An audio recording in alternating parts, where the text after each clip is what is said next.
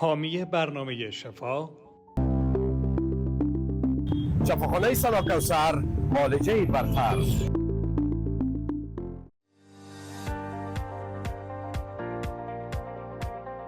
سلام دارم خدمت یک و یک شما و هموطنان عزیز در هر کنار گوشه از جهان که هستیم. باز هم شما را خوش آمدید میگیم به یکی دیگر از برنامه های شفا با من عزیر توخی از تلویزیون جهان دنیای نو. بیننده های عزیز، این هفته ما موضوعی که در برنامه انتخاب کردیم بحث مارزدگی یا عقرب کندگی و میخوایم در این ارتباط ما صحبت های داشته باشیم با جناب دکتر صاحب حامد جان محمودی. سلام بر شما، وقت بخیر. تشکر، سلامت باشین. سلام خدمت شما بیننده عزیز و همکاران محترم شما. خداتون خوب و خوش باشین و برای جان از جوان و خود برمون باشین.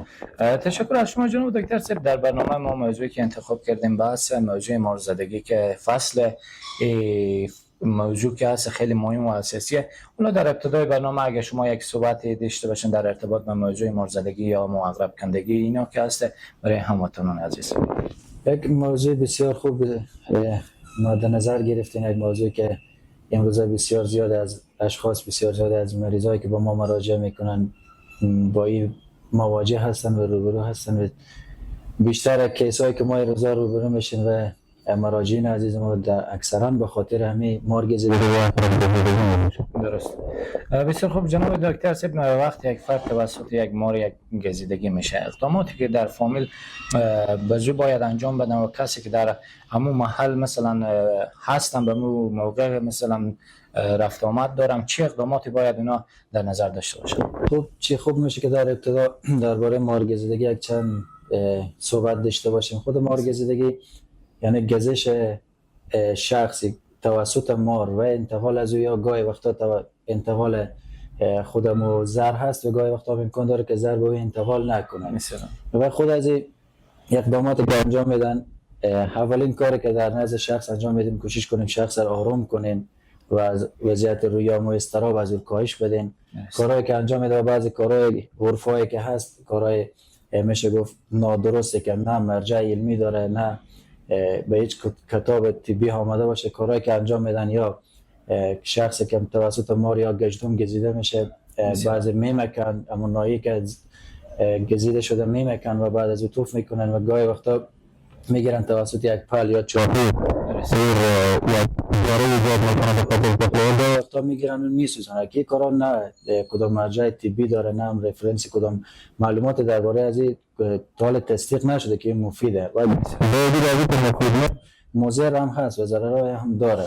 خب حالا باید چیکار بکنیم؟ ما در کاری که حالا انجام شده ما باید اقدامات مد نظر بگیریم.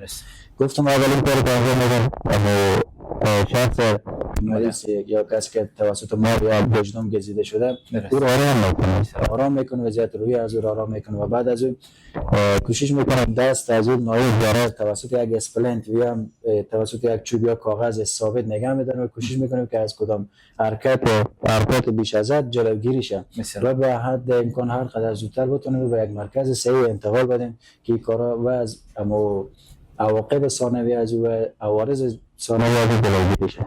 تشکر از شما جناب دکتر صاحب. مهمترین علائمی که در وقت یک شخص مبتلا به مارزدگی مثلا مبتلا میشه چی علائم از خونشون میاد؟ هر از علائمی که در نزد فرد مارگزیده شده توسط مارگزیده شده او علائمی که ایجاد میکنه بستگی به توکسیسیتی و سمیت خود زهر داره.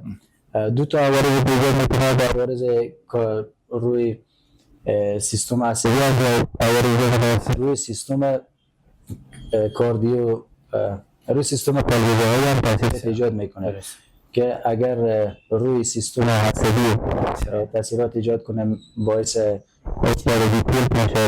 دید در نزد شخص ایجاد میشه، دوبینی در نزد شخص ایجاد میشه، حالت تعوی ایجاد میکنه، دلبندی سرچرخی، تعرق ایجاد میکنه و اگر روی سیستم قلبی تاثیر داره که توکسیسیتی از بالای سیستم قلبی زیادتر باشه مشکلات انعقادی زیادتر ایجاد میکنه. مشکلات انعقادی هم خونریزی در قسمت لثه ایجاد میکنه و همین انعقاد خون مختل میکنه.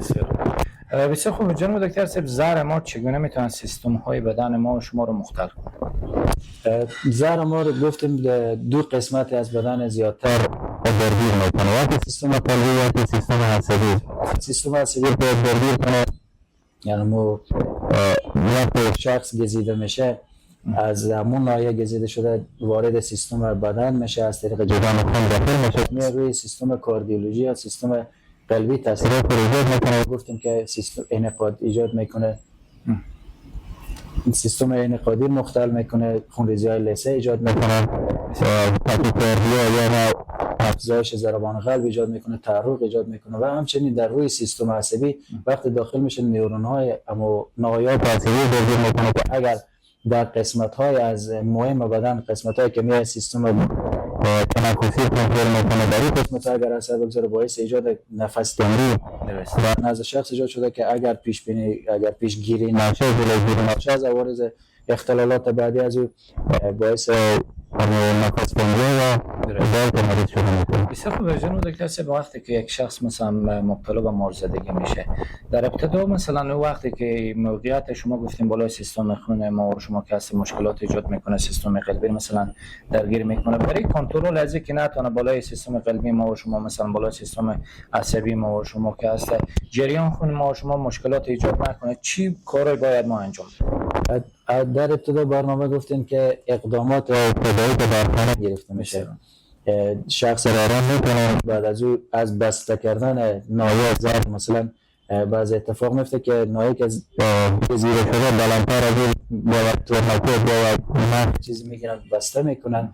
بسیار خوب جناب دکتر صاحب، اگر یک شخص مبتلا به این شد که مرگزدگی در نزد ایجاد شده، شما گفتیم مرگزدگی وقتی نزد شخص ایجاد میشه دو نقطه بیشتر مثلا تحت تاثیر خود قرار میده که موضوع قلبی و جریان خون و این موضوعات، برای کنترل از این موضوع که یعنی وقتی یک شخص مبتلا به یک شد که مرگزدگی در نزد ایجاد شد، برای کنترل از این که موضوع قلبی و جریان خون مثلا کنترل شه، چی اقداماتی باید در نظر بگیرن؟ خب طوری که به ابتدای برنامه گفتم، بعد از اینکه اقدامات اولیه در خانه یا در همون محیطی که شخص مورد اصابت یا مورد گزش مار یا گژدم قرار گرفته مثلا هرچی عاجلتر باید به مرکز صحی انتقال داده و انتقال بدن و تا که برای از او پادزر تطبیق بشه و از عوارض یا اختلالات ثانویه جلوگیری شه. درست.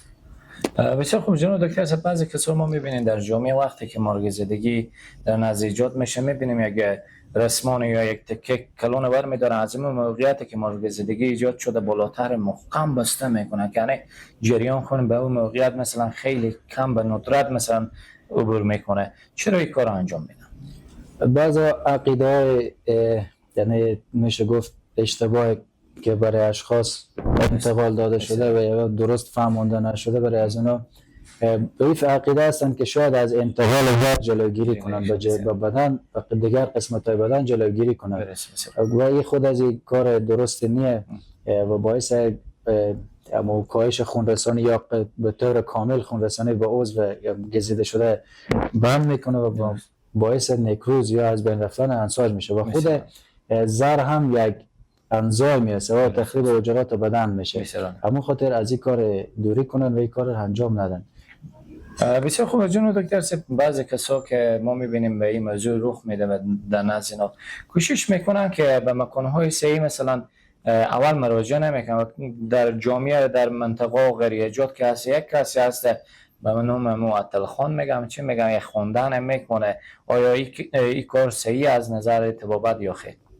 از لحاظ طبی کار رد شده. ما و شما شکر خدا الحمدلله مسلمانیم، به دعاخانه و آیه قرآن عقیده داریم. بعضی مشکلات بعضی مریضیات درسته با دوا خوب میشه ولی بعضی با دوا خوب میشه.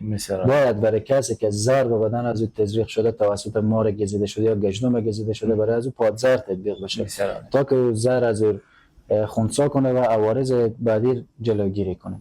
بسیار خوب جناب دکتر صاحب، می زهر مار وقتی در سیستم بدن ما شما منتقل میشه چی خصوصیاتی داره که باعث لخته شدن خون و موضوعات قلبی و مثلا سیستم عصبی ما شما مختل میسازه؟ خود زهر از جایی که گفتم انزایم مثلا تخریب انساج یا حجرات میشه به جریان خون داخل شده و سیستم انعقادی مختل میکنه، بیشتر خون ریزیار در نزد شخص ایجاد میکنه، انعقاد و هم میزنه بر هم میزنه و خونریزی های قسمت های مختلف بدن ایجاد میکنه و به خاطر همون باید بعد از اقدامات بعدی، اقدامات اولیه، اقدامات بعدی توسط پرسنل صحی با تطبیق پادزر انجام میشه. به خاطر بسیار خوب جناب دکتر صاحب، بعضی کسا که موضوع ماروزدگی در نزد اینا ایجاد میشه به خاطر از اینکه دل جمع بشه، مثلا اطباء وقت مراجعه میکنن به کلینیکا که هست یک تاریخچه از مریض پرسان میکنن به چی روش بود، چی رقم مار بوده. به خاطر از این موضوع اگر همون شخص مریضی که مارگزیدگی در نزد ایجاد شده متوجه از این موضوع نشده باشه، اطباء چی کار و چی اقداماتی در این موضوع انجام میدن؟ خوب تاریخچه گرفتن به خاطر از اینکه نوعیت مار مشخص شه، نوعیت گزیدگی از مشخص شه و هر قدر تشریحات بیشتر باشه، حتی اگر کسایی که به صحنه موجود بودن با اون صحنه قرار داشتن، حتی اگر بتونن از مار که تا شخص گزیده یک عکس بگیرن با دکتر و پرسنل صحی برسونن، بهترین کاره که با نوعیت پادزر و بیشتر هم میتونه کمک کنه به خاطر رسیدگی بیشتر. و این اقدامات خیلی خوبه گفتم و بعضی کوشش میکنن که مار رو بکشن، مار رو بکشن با خود بیارن، نه این کار رو انجام ندن، کوشش کنن با زودترین فرصت بعد از اقدامات اولیه شخص گزیده شده توسط ما رو به مرکز صحی برسونن و گفتم اگر میتونن که بیشترین کار که کمک کرده میتونه یک عکس از مار گرفته بیارن برای پرسنل صحی و اقدامات لازمه بیشتر و بهتر گرفته میشه. بسیار خوب جناب دکتر صاحب، موضوع بحث خونریزی که شما یاد کردیم که در وقتی که مارگزیدگی در نزد یک شخص ایجاد میشه خونریزی ایجاد میشه، خونریزی که هست آیا این خونریزی قابل تشویش هست یا خیر؟ خونریزی در صورت قابل تشویش هست که دمو شخص مصدوم، شخصی که گزیده شده توسط ما را به فرصت از بعد از امو کارهایی که انجام دادم نرسانن، چون سیستم این قادر مختل میکنه و خونریزی ها زیادتر میکنه با تاخیر، هر قدر تاخیر باشه قابل تشویش هست. بله و ما منوال به همون خاطر میگن که هر چیز زودتر به مرکز صحی رسانده بشه. تشکر از شما جناب دکتر صاحب، تشکر از شما بیننده های عزیز. یک وقفه کوتاه داریم، موجود برمید.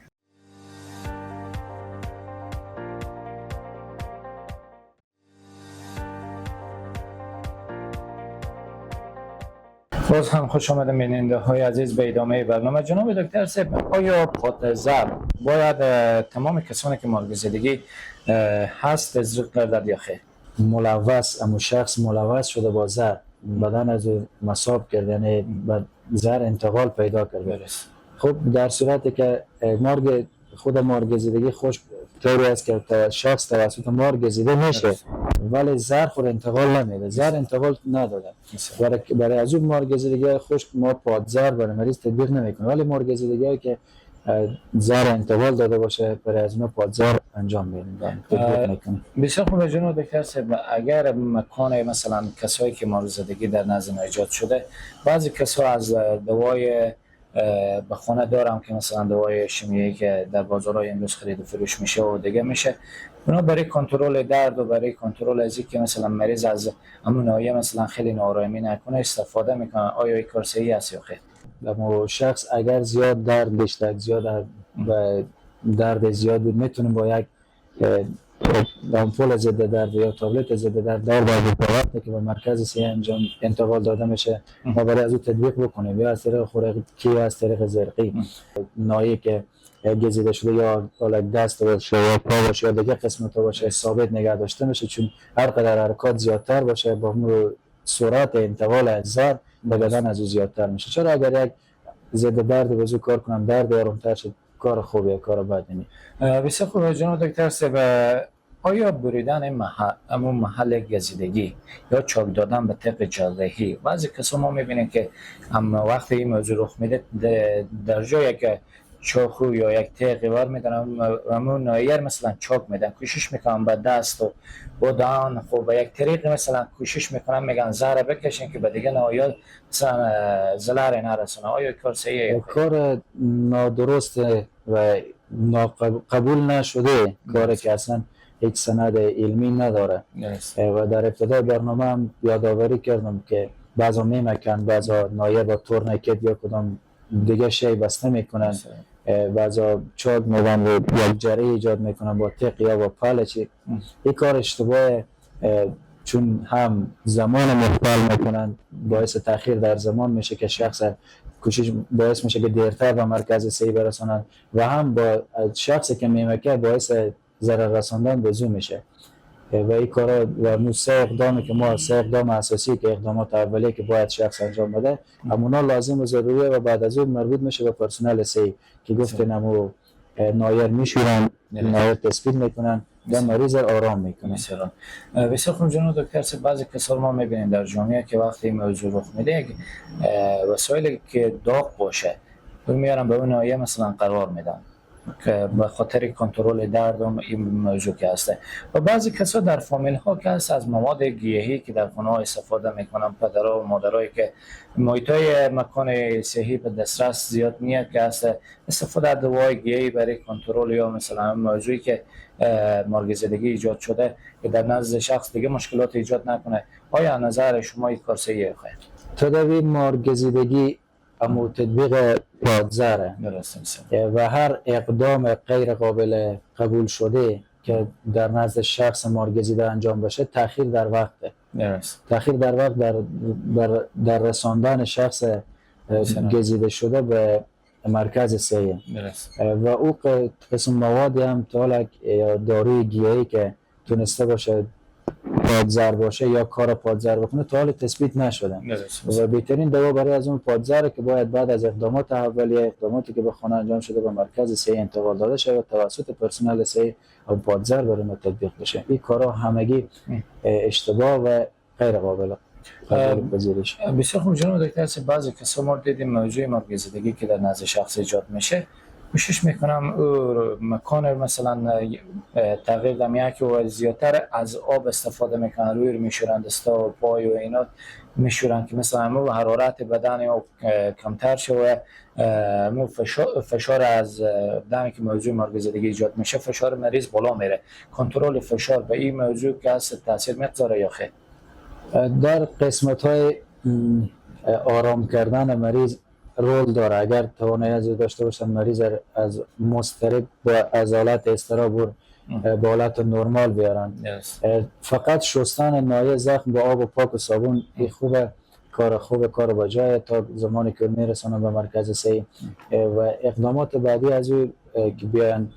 چرا اگر شخص که مارگزیده موقعیت از یا محیط از تغییر بدن خیلی خوبه، خیلی کار منطقی و بجای چون از دوباره گزیده شدن توسط مار جلوگیری میکنه و هر اشخاصی که به اون محیط هستن و به محیط‌های سرسبز یا محیط‌هایی که اونجا سابقه مارگزیدگی بوده اگر با کف پاک نبالن یعنی طوری وارد از اون محیط بشن که تمام بدن از اون پوشیده باشه و از اصابت یا گزش مار جلوگیری کنه، این کار خوبه.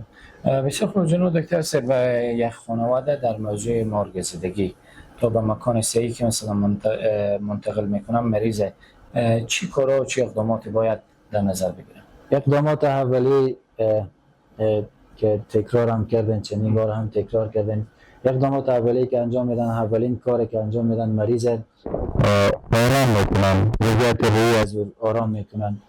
برای از فهمانده میشه که این مریضی تو تداوی داره و قابل تشویش هم نیه، اما ذهنیتی که او از قبل داشته که آیا فلان شخص مارگزید و ما ترافوت کرد، اینا را از ذهن از بیرون کنن. شخص به موقعیت یا عضوی که توسط مارگزیده شده او تثبیت کنن به خاطر از انتشار بیشتر زهر و نایر بشورن و انتقال بدن به مرکز صحی.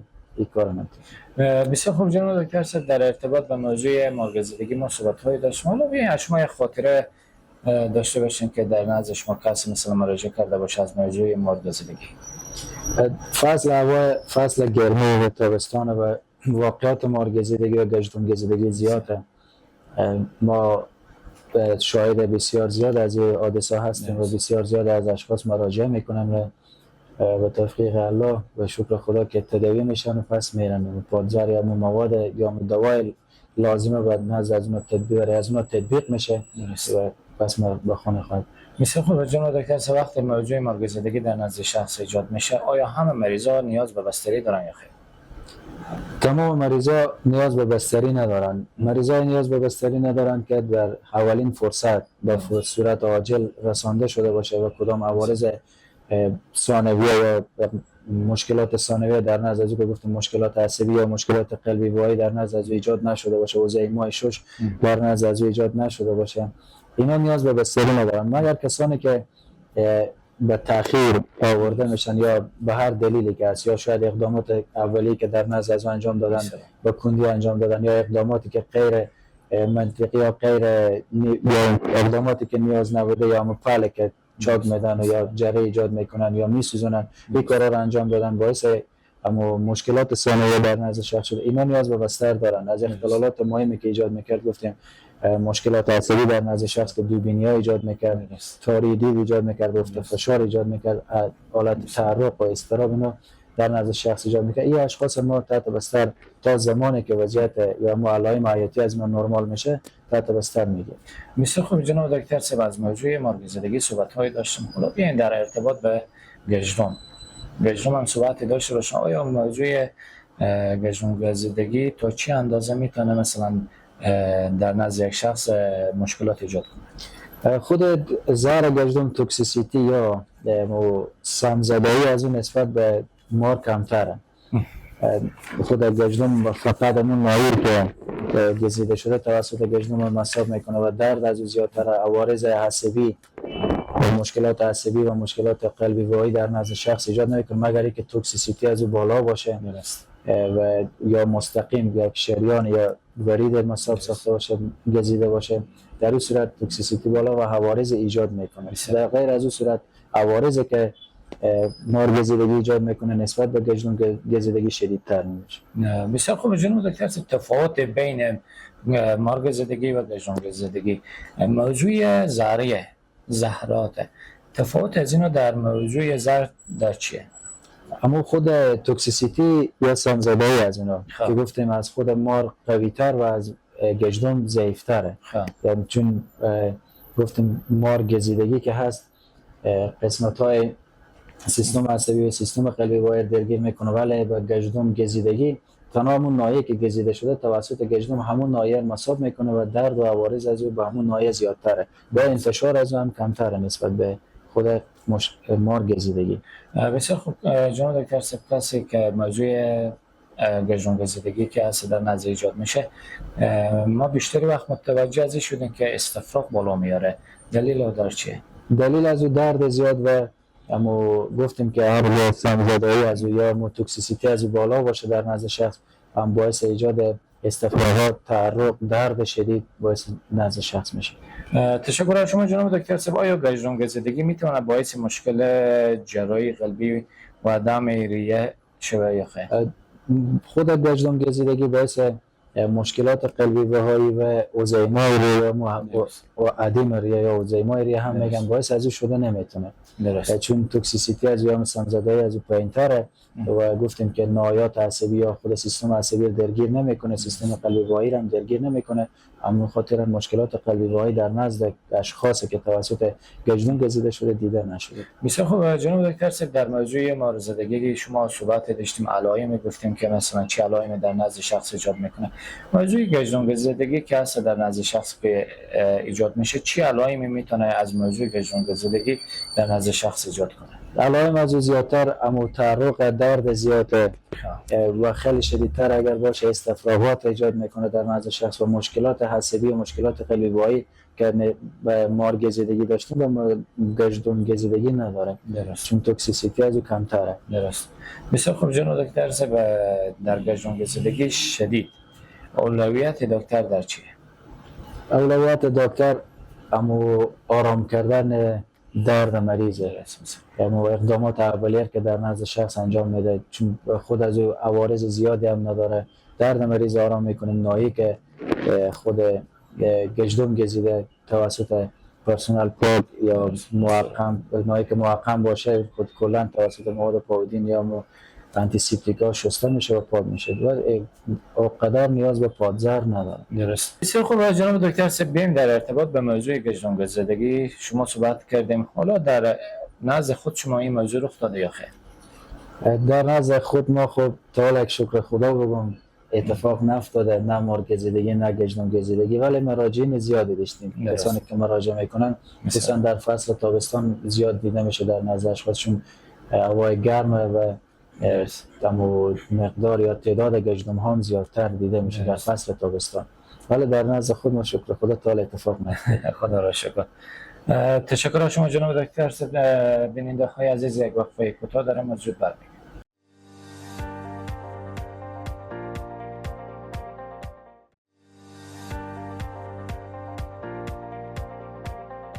خوش آمدید بیننده های عزیز به ادامه برنامه. جناب دکتر صاحب، چگونه میتونیم در خانه و محیطی که ما زندگی میکنیم همین زهر مار و یا زهر گژدم از بدن یک شخص دور نمیره؟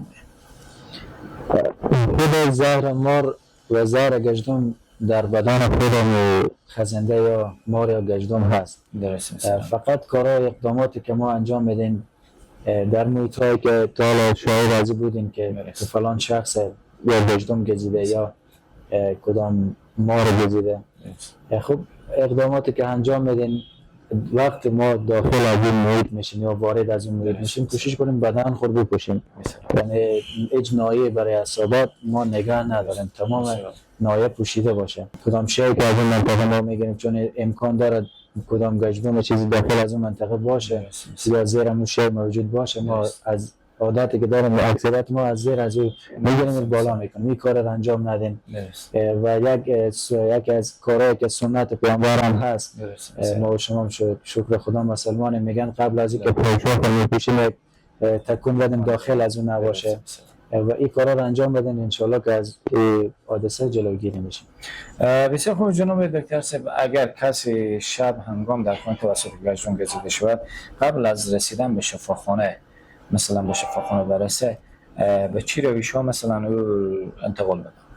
به روش‌هایی که در موضوع مارگزیدگی هم صحبت کردیم. اول خود مریض رو آرام میکنیم، یعنی به اصطلاح ما دلهان میکنیم، ذهن از رو آرام میکنیم، از حالت اضطراب رو بیرون میاریم.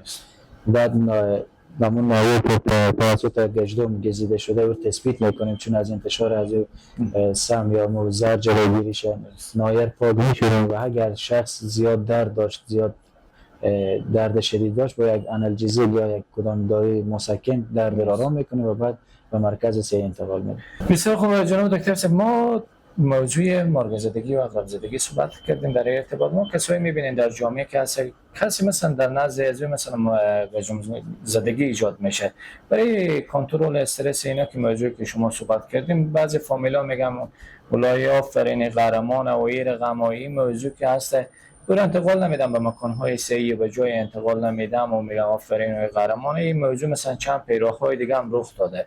آیا این کار برای شخص مفید تمام میشه یا بالای سیستم ایمنی بدن از اون مشکلات ایجاد میکنه یا خیر؟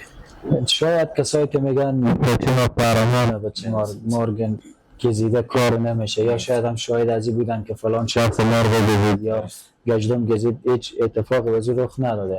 خب در ابتدا گفتیم که دو نوع گزش مار دارن، که خشک یکم ملوث با زهر که از طریق مار یا گژدم انتقال پیدا کرده، با شاید اون شخصی که کدام عوارض در از او ایجاد نشده شانس داشته و گزش از او مدتی خوش بوده، کدام زهر به انتقال پیدا نکرده. وقتی سم داخل بدن میشه با قهرمان و غیر قهرمان نگاه نمیکنه، چون هم قهرمان هم غیر قهرمان تمام ارگان بدن اینا یک چیزه. هم قهرمان و غیر قهرمان از تا قلب دارن، اعصاب دارن، سیستم عصبی دارن و خود از به بیشتر ضرر میکنه ولی فایده نمیکنه. بسیار خوب جناب دکتر صاحب، چرا اطفال مثلا بیشتر متضرر میشن؟ اطفال چون معافیت از اونا و معافیت از اونا نسبت به اشخاص بزرگسال پایین‌تره و زودتر هم درگیر میکنه و خود مسافه را به یک حساب گفته میتونیم که از نایه گزش تا نایه قلب زودتر میتونه اثرات کنه، زودتر میتونه به قلب یا سیستم عصبی از اونها برسه. بسیار خوبه جناب دکتر صاحب، بعضی کسایی که موضوع گژدم زدگی یا مارگزیدگی در نزد اینا ایجاد میشه در وقت استراحت که هست از این موضوعی که هست تحت نظر اطباء که هست کنترل میشه، در خانه میایم استراحت میکنن، چی مثلا غذاها استفاده کنن، به چی روش مثلا اینا نگهداری شه که مشکلات دیگه بالای ایمنی بدن از اون تاثیر نمیزنه؟ اولا خب کوشش کنن که از گزش دوباره از او جلوگیری شه، اما اقداماتی که گفتیم انجام بدن، میپوشونن و کدام درز یا کدام سوراخ چیز اول خانه دیشون مسدود میکنن و کدام غذای پیشنهادی برای از اونا تنها میتونیم اگر غذای آبی ویتامین ای باشه چون معافیت بالا میبره برای از اونا داده بشه و کدام پرهیز غذایی خاصی هم در نزد از اونا بسیار تشکر از شما جناب دکتر صاحب. آیا عمل گزش میتواند شدت مسمومیت را تعیین کند یا خیر؟ عمل گزش بله میتونه شدت مسمومیت با ذره تعیین کنه، چون گفتیم که خود دو نوع گزش داریم، گزش خشک داریم، گزش مصاب یا همون گزشی که انتقال بده به زهر خود، گزشی که انتقال نداره.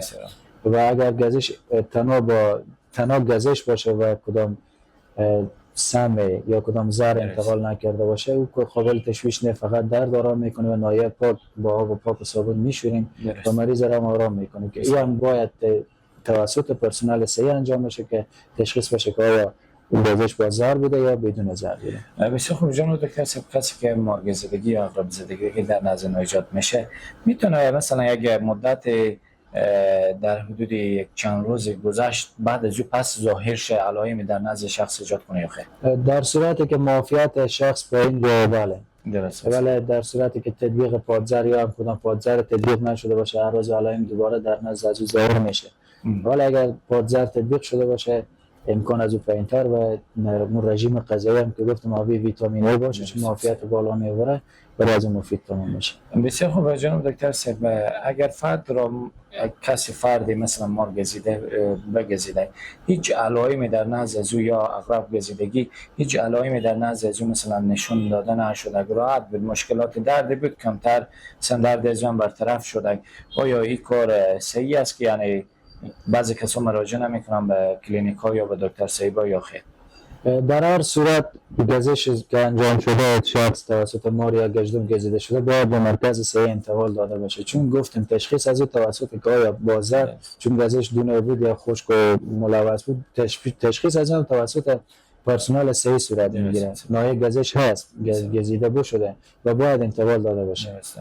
بسیار خوب جناب دکتر صاحب، بزرگترین باورهای غلطی که در فامیل ها هست چی باورهای و چی روش ها اونا مثلا انجام میدن که از نظرت طبابت مثلا رد بشه؟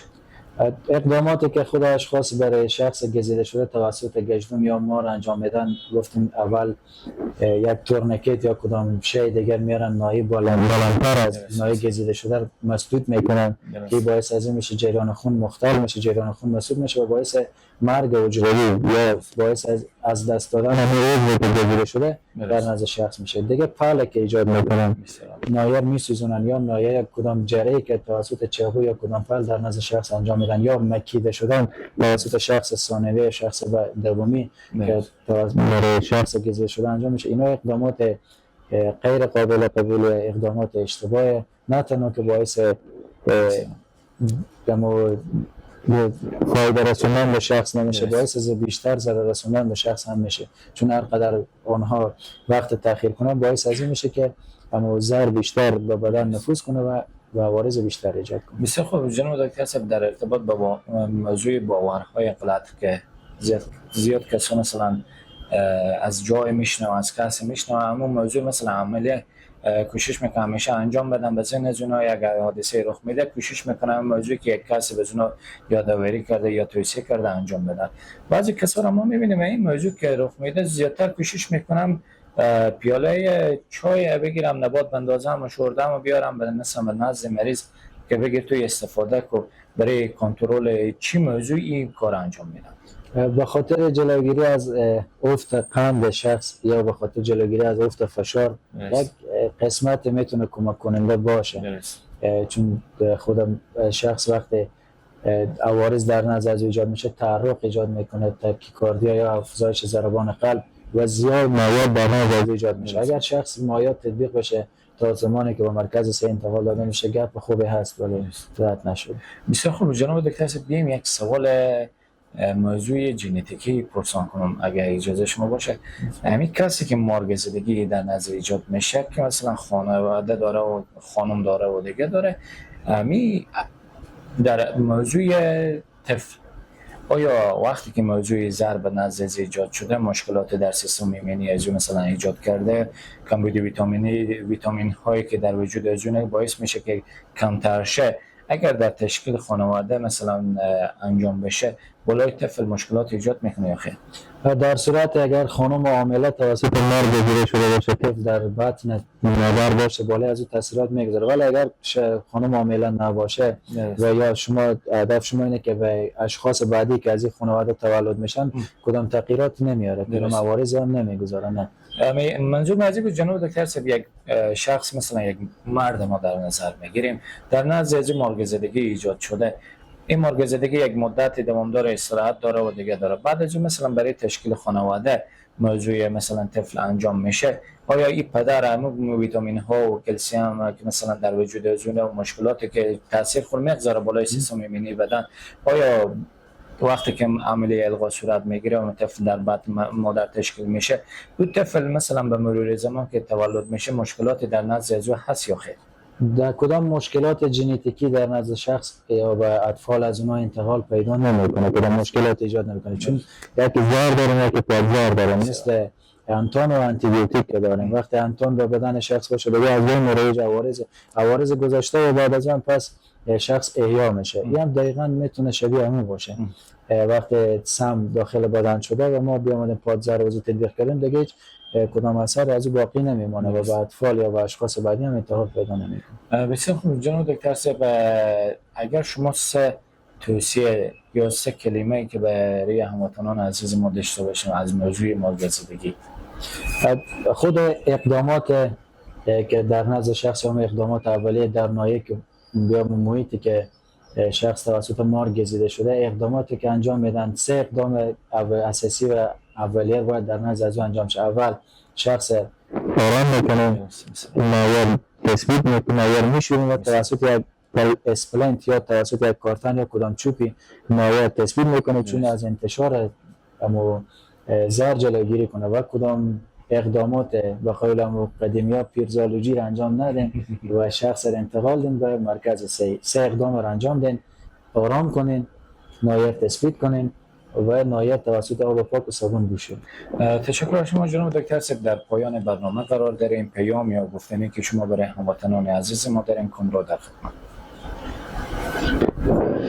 خب چی بهتر یک گفتنی به تمام هموطنان یا تمام کسانی که برنامه ما رو میبینن، اگر در صورت مواجه شدن با چنین حادثه مارگزیدگی یا کدام گژدم گزیدگی اقدامات لازمه که گفتیم انجام بدین و کدام پله، کدام چاقوی، کدام جرعه یا کدام مکیدن در نزد از انجام ندین. 3 اقدامی که انجام میدین گفتین آرام میکنین مریض، بعد از نایر توسط آب پاک و صابون میشوریم و بعد از تثبیت و هر چی عاجل‌تر باید به مرکز صحی انتقال داده شود تا پادزهر برای از ما تطبیق بشه و از تأخیر وقت جلوگیری کنیم. تشکر از شما جناب دکتر صاحب و تشکر خاصی از شما بیننده های عزیز که تا پایان برنامه با ما همیشه همراه بودیم. تا برنامه بعد که در حضور شما قرار میگیریم و جا دارد یک تشکر دیگر از حامی و اسپانسر برنامه شفا از شفاخانه تخصصی سنا پسر. همه تان را به خداوند یکتا می‌سپارم.